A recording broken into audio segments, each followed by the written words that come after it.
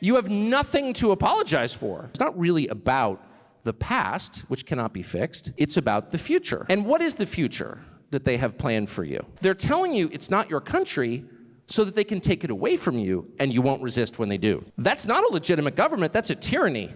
That's a tyranny. And I can promise you that in 50 years, what you have will not exist. I'm sensing they don't teach this in Australian schools. Welcome back to Rattlesnake TV, guys. In this video, we are going to be covering a recent speech from Tucker Carlson in Melbourne, Australia.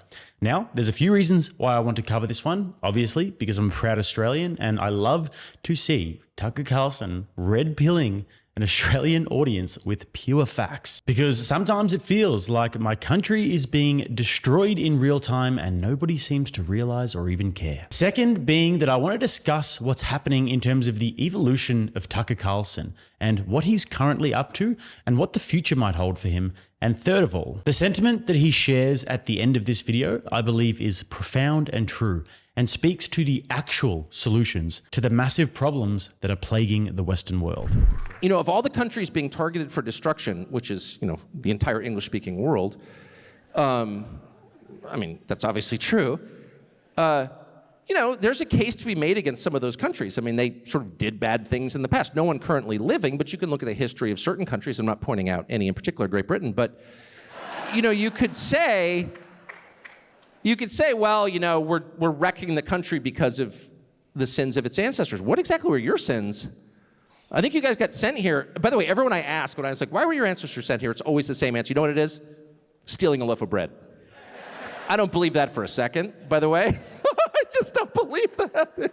It was armed robbery in every case, but it's like, oh, stealing a loaf of bread. Yeah, okay, right. But anyway, not only did you not do anything wrong, this was the prison that you turned into paradise. You have nothing to apologize for at all. And yet, at every turn, they're making you apologize. I have never seen a society more under attack than the one you're living in now, and for less justification. Every time a commercial airline lands, every time any kind of ceremony opens, they send you the message that you're on someone else's land. And I'm thinking to myself, look, and this is no slight against the people they're talking about at all, but it's, I don't know, it's Australian land, and you're all Australians.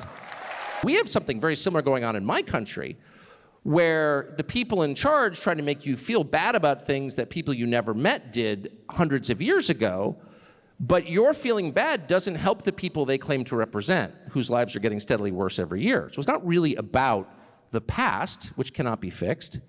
It's about the future. And what is the future that they have planned for you? Of course. If they're telling you, because what is the message? Well, the message is it's not your country. Well, that's exactly what the message is. It's very explicit. I went to church yesterday. I went to see the church in the denomination that I belong to, or did before I left because it became pagan. But I went, you have a giant cathedral in this city built by, you know, my denomination, which is the Church of England, I'm ashamed to say. And as I walked in, there's not one thing about God, of course, that's like way, way in the past. There's a huge sign saying basically we apologize for having this church here because we stole the land. And I thought, you know, I'm not sure, again, who that helps, but I'm pretty sure I know the purpose of it. If at every turn they're telling you it's not your country, a country that, by the way, your ancestors built, and they did an amazing job. So, I mean, somebody spent a lot of years and a lot of money and a lot of back-breaking effort to build what you have now. And it's just remarkable, but rather than being proud of it, the people who run your country are telling you you should be ashamed of it and that it doesn't belong to you. You have no claim to it at all.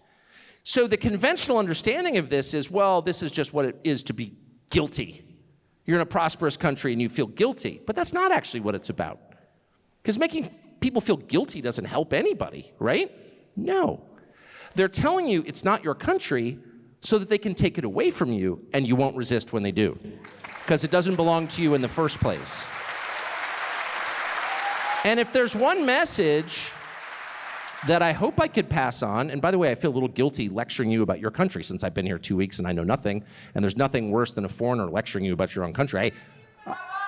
Well, I'm thinking through the hostility I feel when Bono comes to my country and starts lecturing me. Go back to Dublin or whatever, you know what I mean? Please leave, foreigner. So I don't want to be that preachy person at all. I'm saying this with respect, but with actual concern. I'm telling you, anyone who tells you this is not your country will take it away from you and plans to do that. And they do plan to do that. That's super obvious to me. And if you haven't been there recently, you should. And I was thinking about it this week when Julian Assange finally got out of a British prison after 5.5 years. I visited him there a few months ago at Belmarsh. I got so upset sitting in my barn in Maine in the middle of nowhere thinking about Assange that I just called his wife and said I want to come over and see him, which I did. And I visited him at the prison, and the prison was slightly better than the surrounding city, I thought, just in terms of cheerfulness. But I said, what have you been charged with? Nothing. Never charged with a crime in Great Britain. And they held him in maximum security, basically trying to torture him to death for 5.5 years. After 7 years locked away in the Ecuadorian embassy, never charged him with a crime.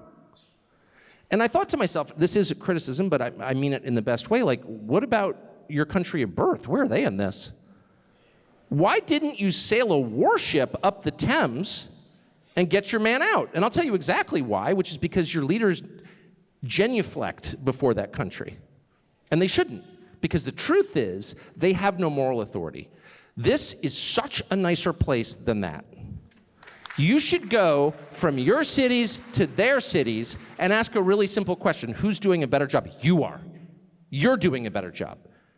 And you should also go because that could be your future if you don't get control.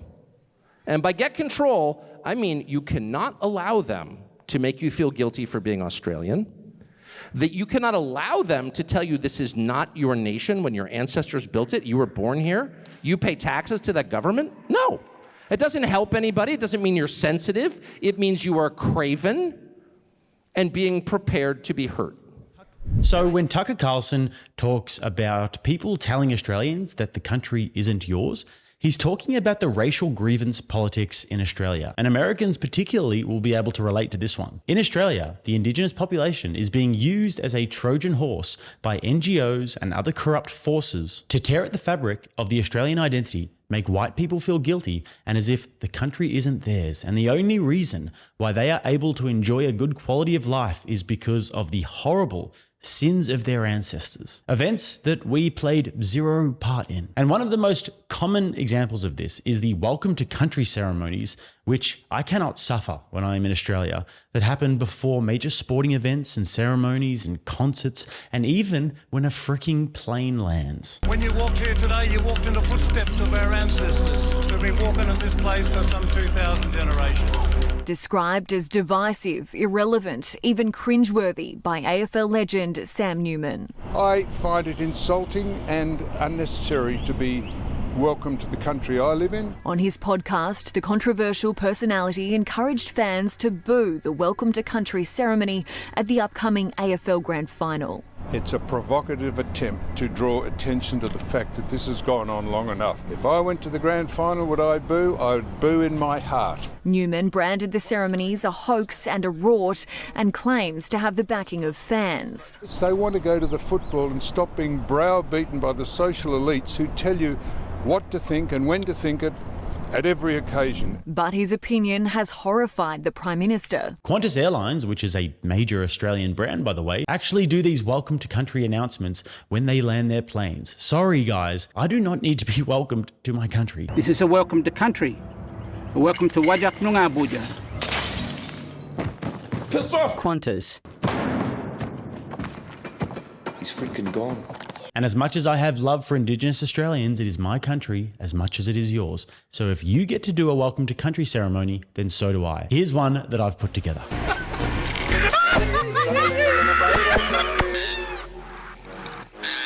hippie trailhead full of zombies, I met a strange lady, she made me nervous. She took me in and gave me breakfast. What's going on? She said, I'm just waiting for a mate. Is that why your car's all smashed up and you're up on the grass at the moment, or what? Yeah. I'm just waiting for a mate, as I said. Who's your mate? Hey? Who's your mate? James. All I had was me jocks on. I was chasing him up the street and I'm just like, mate. Under arrest. Look, I'm under what? Gentlemen, this is Democracy Manifest. See that chap over there? Get your hand off my penis! This is the bloke who got me on the penis before. What is the charge? Eating a meal? A succulent Chinese meal? I'm sure we can come to some sort of arrangement here. And just to hammer home how deeply entrenched these issues are with cultural Marxist politics, which tells you everything you need to know, check out this video where ABC, who are state media, put together this powerful, brave, stunning, and beautiful performance with a cross-dressing man and a few Indigenous elders. And I love you. May all of your dreams come true.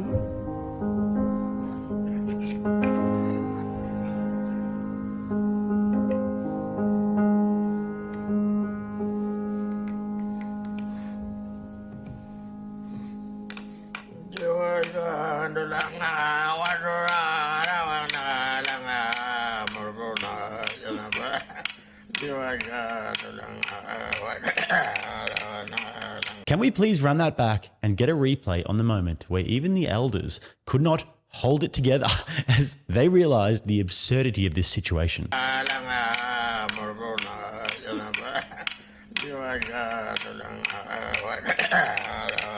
So, I mean, Indigenous Australians are being used just as African Americans are for political purposes. But to summarize, the race politics and the racial grievance politics in Australia are very strong. And people are so indoctrinated that if you even question this, or if you even question mass immigration, then you'll be called a white supremacist monster. And now, obviously, the easy thing to do would just be to go with the crowd and to say, yeah, you know, it's all racist. I agree with everything that the media says and all of the weird, non-talented, like carbon copy radio hosts. The radio hosts in Australia are just a different level of low tier. Toby's at Newport. Hello, Toby. Hi, Bruce. Hi, Phil. Yes, Toby. How are you? Good. Oh, good, thanks.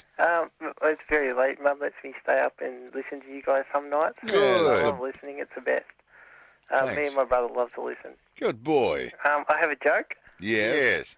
What's the funniest smelling thing in the whole wide world? The funniest smelling thing in the whole wide world. Yes. Perhaps your nose. Oh, nah. What was it? An anchovy's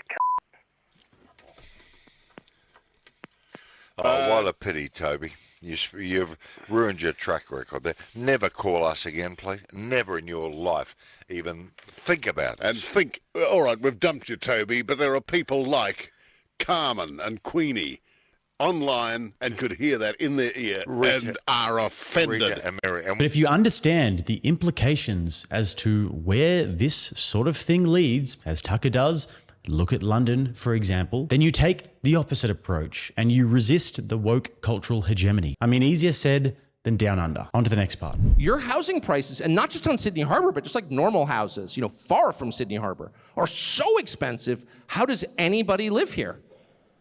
And this person said, well, increasingly they don't. They have to leave. A lot of homeless people all of a sudden. I said, that sounds like a crisis. Why is it happening? Well, one of the reasons it's happening is a principle we call supply and demand. And when there's a greater demand for something than there is a supply, the price rises. And that is purely a matter of population. If you have more people than you have houses, guess what happens to housing prices? They rise.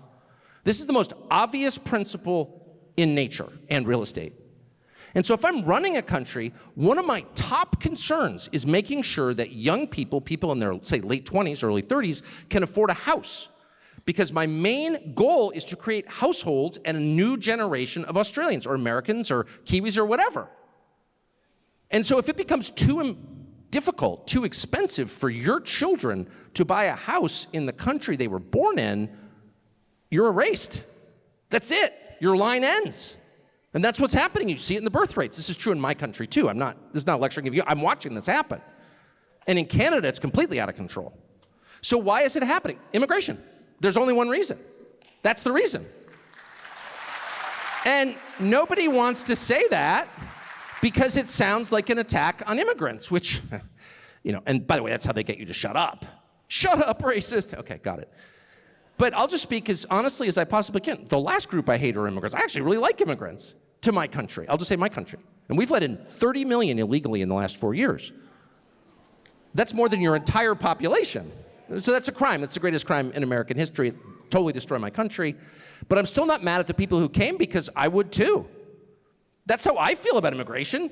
You're coming to my country because you think it's the greatest in the world? Well, we're in agreement on that. I'm flattered by immigration, by the desire of people from around the world to come to my country. I would want to go there also. It's like people saying your wife is hot. Yeah, I think so. Thank you. You can't have her, but I'm glad that you noticed. So there's not an attack on immigrants. They always try to make it about immigrants. Oh, you're attacking immigrants. No, I'm attacking you, actually. I like the immigrants. I don't like you. And the reason I don't like you, leader of my country, is because this policy is making it impossible for our children to live here and to have the lives that we provided for them. Not, crazy fancy lives, but like a middle-class house with 3 bedrooms on a quarter acre. Is that too much to ask? It shouldn't be. Especially in a country the size of a continent where nobody lives in the middle of it. It's like a donut. It's bizarre. I flew over it. There's nobody here. So all of a sudden, if your children can't afford a house here, then you have one person to blame, and that's the people who run your government. And by the way, nobody does, because you're not allowed to. And by the way, in Great Britain, for example, Canada, for example, your closest cousins, your parent and first cousin, people go to jail for noticing. You literally go to jail. You don't like what the government's doing to you? Shut up, racist, and you go to jail. They send people to jail. UK, they send people to jail every day. And not for standing in, Hyde Park and screaming, but for writing it on Facebook. So imagine a government that totally destroys the country, which is criminal behavior, and then criminalizes complaining about it. That's not a legitimate government, that's a tyranny. That's a tyranny. And if that were happening in some widely recognized tyrannical country, East Germany, 1975, where everyone's under surveillance. By the way, I don't think East Germany, 1975, which was famously the most surveilled nation in the history of the world, I don't think they had seatbelt cameras. I don't. No, they didn't. That was too far even for Eric Honecker. He's like, that's old fascist for me, I can't do it. So these countries have become, including my own, have become surveillance states. And the point of that surveillance is not to keep you safe, it's to punish you for noticing what they're doing to your country, actually. That's not the behavior of a legitimate government. And if you think that's like a right-wing point, you've bought the lies. That's not a right-wing point. That's a simple observation about human rights. No privacy, no freedom. Guys, if you have not liked this video and you're enjoying seeing Tucker Carlson red pill some Aussies with facts and logic, then hit that thumbs up. And also, if you haven't subscribed to the channel, if you like it here, you're welcome to do so. Let's get back to it. But when they're forcing you to do things for your own good, over time you question, like, is this really for my own good, or are they just softening me up to obey? So when it really comes down to it, when they want to inject me with some creepy compound that hasn't been tested, that they'll be able to shoot me with a rubber bullet if I decline. And I'll be so trained to be obedient that I'll kind of put up with it. And I won't do what I should do, which is stage, I don't want to say I don't get arrested. I shouldn't put up with that. Because that is not a free country, that's a tyranny. And you have absolutely no obligation under the most basic precepts of human rights and natural law to put up with that for 1 second, period. They are the criminals. You are not the criminals. They don't care about your country, which belongs to you. So when they tell you it's not your country, that you're on someone else's land and you should feel bad about that, how is that a democracy? It's not a democracy. Because what's the basic idea of democracy? The citizens own the country. It's their country. It's not feudal land. They're not living here at the pleasure of the Lord. They can't just be shot with rubber bullets if they disagree with his decrees, because they own it. They're not renters, they're owners. That's the basic idea of democracy. However it's administered, whether it's a parliamentary system, whether it's direct democracy as in Athens, whether it's a constitutional republic, representative democracy is the one that I live in, the idea never changes. The country belongs to its people, period. And if they're telling you at every landing of every commercial flight, in every government speech at the entrance to the Anglican church in downtown St. Paul's that it's not your country, you cannot put up with that. Yeah, you cannot put up with that. Because you know what's gonna happen is what's happening now, which is they will completely change your country, make your life much worse, make it absolutely impossible for your children to have the lives that you gave them. In other words, for your civilization to continue, because that's what that is. They will eliminate all of that, and you won't be able to say a word because why are you complaining? It's not your country. And I can promise you that in 50 years, what you have will not exist. It will not exist. I'm sorry to say that out loud. The only reason I'm saying that, it's such a heavy thing to say, and it makes me, I feel a little rude saying it. But I just liked what I've seen so much. I've been so impressed by this country that I think to myself, really, the only way you could wreck a place like this is on purpose.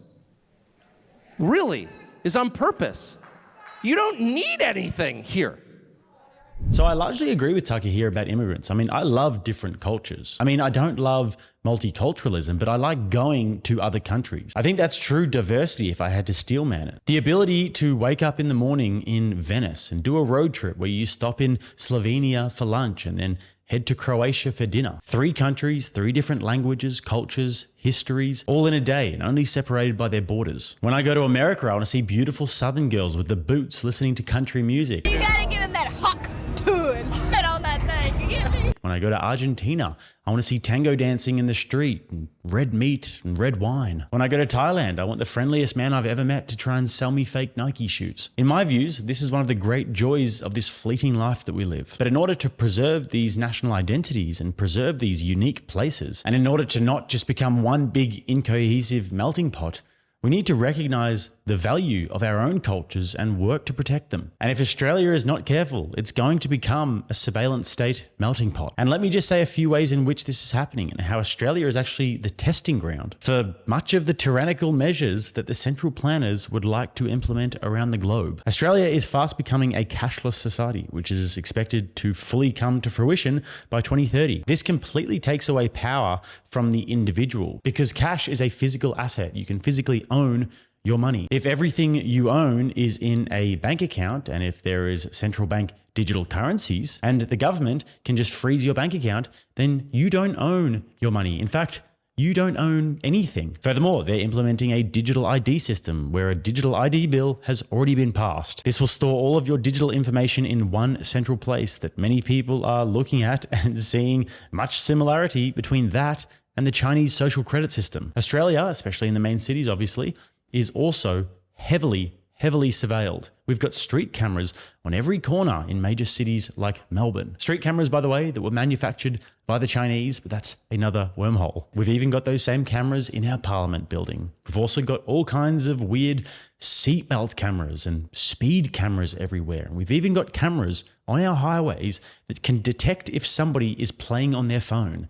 And then you can get a $1,000 fine for playing on your phone while you're driving. And the fine prices are ridiculous. Don't even get me started on the fine prices. And in this market, with the cost of living going up, anyways, if you complain about this, well, obviously you shouldn't be playing on your phone. You shouldn't be speeding. That's the excuse. And then when they end up putting cameras on all of your streets and listening devices in your house, well, if you didn't break the free speech laws, then you wouldn't have a problem, would you? If you don't want to be constantly surveilled, then you must have something to hide. Simple. So when you think about it, and let's just connect the dots for a second. Cashless society, where you aren't in control of your finances. Digital IDs, where the government holds all of your private information in one place. Mass surveillance, and a compliant population. What do you think the logical conclusion is to that? A Chinatown here, a Chinatown there. Before you even know it, Chinatown everywhere. Now onto the last bit, guys, where Tucker makes an extremely profound point. And if anybody needs to hear this, it's my fellow Australians. The problem with changing our society is it can move in super ugly directions super fast, and no decent person wants that. Now, the people running your country definitely want that. They're the ones who shot you with rubber bullets and set up concentration camps for you, in case you've forgotten. wrecked the economy of Victoria and many other, right? I mean, the cost of that made you take the COVID shot and then ignored the injuries that it caused. Just totally ignored them. So they have no problem with force. But normal people have a lot of problem with force. I have a lot of problem with force. I'm a Christian. I mean, I'm a believer in a religion that rejects force, actually, rejects hurting other people, that calls for you to pray for your enemies. It's a little weird that they hate Christians so much, don't you think, by the way? Parenthetically, it's a little strange. If I was running a country and I don't care what religion I was, I'd want to import a lot of Christians. Just because, by definition, like sincere Christians.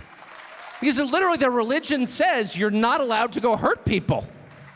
Instead, you have to kind of like work hard, stay married to the same person, take care of your children. I'm like, even if I thought the religion was absurd, even if it was not my religion at all, I'd be like, let's import a bunch of those. Because they're clearly the least threatening, the most productive citizens you could possibly have. In fact, this country was built originally by Christians. All those 5 countries were. That's why they're great countries. That's why they have human rights. Because respecting the rights of other people is a Christian precept. It doesn't exist in non-Christian countries. I'm sorry, it doesn't. Christians are unique in that they believe that each person was created by God and therefore his rights, the right to say what you really think, the freedom of speech, the right to practice any religion you want, the right not to be a slave, those are endowed by God, not government. Elbow didn't give you those. You were born with them. Yeah, no, I'm serious. So like, why would they hate people like that? Those seem like, again, even if you don't agree with the religion, or any religion, wouldn't you want that?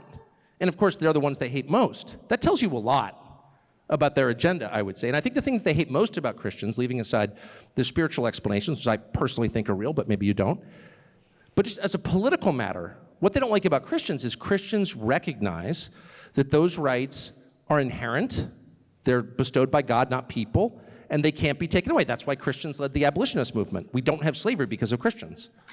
And in non-Christian countries, there still is slavery. It's really simple. I'm sensing they don't teach this in Australian schools. Right, okay. The only reason we recognize that any of these human rights that we're supposedly defending are rights at all is because of Christianity. It's the only reason.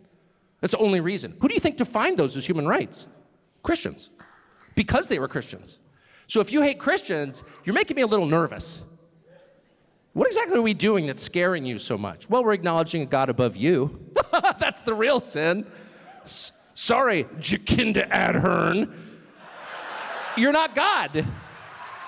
You're just some silly lady with bad teeth. Like, stop. No, I don't mean you harm, but I'm certainly not going to worship you. But they've set up this bizarre religion in your country. It's really noticeable. I'm sure you don't even notice it. It's like all these flags are flying all over the place. The transgender flag. I said to my driver yesterday, like, what is that? He's like, transgender. I can't even do his accent.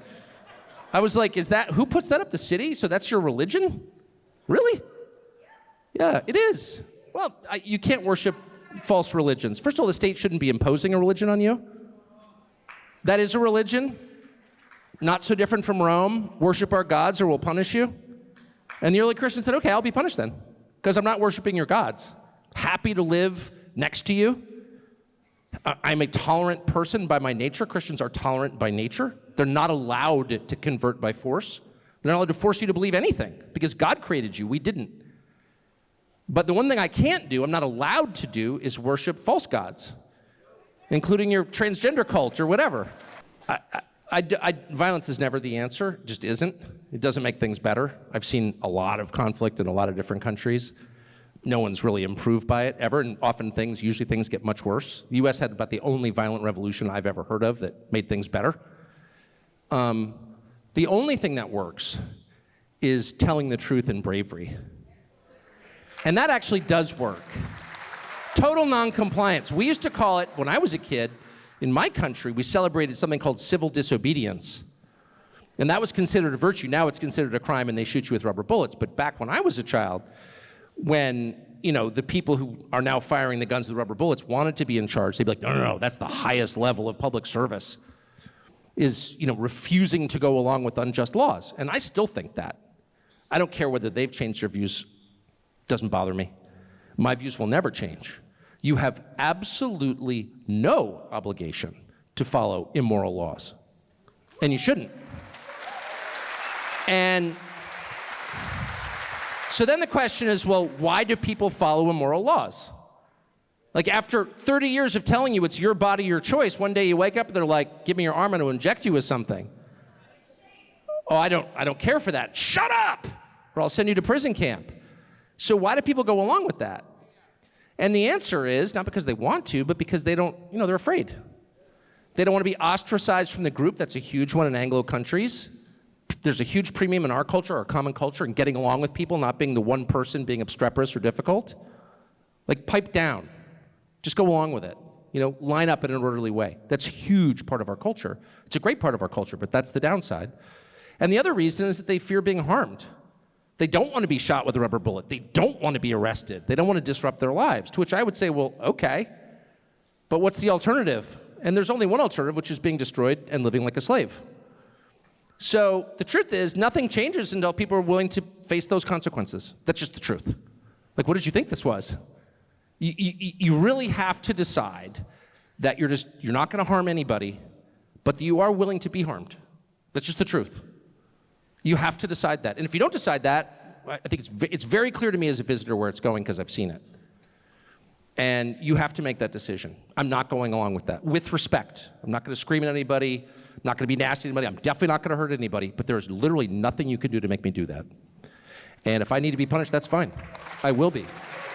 So before I get into the meaning of his closing statements there, I want to just say that I've spoken to a few of my Australian friends who actually attended this over the last few days, and they told me, having seen this in person, and I'd have to agree just watching the videos, that Tucker Carlson is one of the most powerful public speakers in the world right now. Maybe even the best. I mean, if somebody knows someone better, then let me know. He has this ability to walk into a foreign country and dissect their political problems with such authority, but also grace and humor and humility, completely disarming the audience and providing a lot of food for thought. This is a talent that few people are born with, but then if crafted over a few decades, becomes a force of nature. And I'm sure that he's going to continue this over the next few years because it's very effective. It's obviously working so well. And I'm sure it's also immensely enjoyable and satisfying for Tucker. But you can't help to think that a run for office in the States has to be on the cards at some point. Just imagine Tucker doing the presidential debates and doing rallies around the country. He would be an absolute dynamo. And in the current political state, in the age of the entrepreneur, out with the old sort of entrenched politicians, it would suit him perfectly. But anyways, in regards to his closing statements, Australia is unfortunately a very atheist country, despite being built on a Christian ethic, Christian morality, with the English who settled the country being Christians, which is why they were able to build such a fantastic and prosperous society. I mean, unfortunately, in modern day Australia, people take this foundation for granted. And for the most part, if you tell Australians that you believe in God and you're a Christian, they're probably going to react as if you've just said that you're a flat earther. And this is especially endemic amongst young people. And I think that what Tucker's getting at here, even though in kind of a roundabout way, you sort of have to do this in Australia, because I think that most of the audience probably wouldn't be Christian, is that Christianity and choosing God is the antidote to all of these problems that he's highlighting. If you worship the science or scientific rationalism or satanic, new age, spiritual yoga, astrology, grass touching or woke ideology or technology or politicians or celebrities or YouTubers, heaven forbid, then you are worshiping false gods, and it will only end in tyranny, because all of these things are fickle, ignorant, sinful, unwise human constructions, and none of which reflect a transcendent objective wisdom. And furthermore, Australia, like we said, built on Christian foundations. Hinduism's not going to be the answer. Islam's not going to be the answer. Confucianism's not going to be the answer. Buddhism's not going to be the answer. Only Christianity will be compatible. So, I mean, the question is, why would anybody resist this cultural decadence that we're seeing, or this government tyranny? How could you know that something is wrong, even though the government or the person on the TV in the white coat said it's right? Why would you risk your own peace and safety to reject these things? Well, because you know right from wrong. Your source is God. You know that the societal implications of following a Christian worldview is love, life, and excellence. And there is no study, no silver-tongued politician, or no amount of demoralization that could ever sway you. That's why. So, enough from me. As per usual, guys, all of my links to my socials are down below. If you guys would like to subscribe to the channel, make sure you're subscribed, and YouTube hasn't unsubscribed you right here. And if you'd like to watch another one, right here. Till next time, I'm Jake. This is Rattlesnake TV, keeping you armed and dangerous.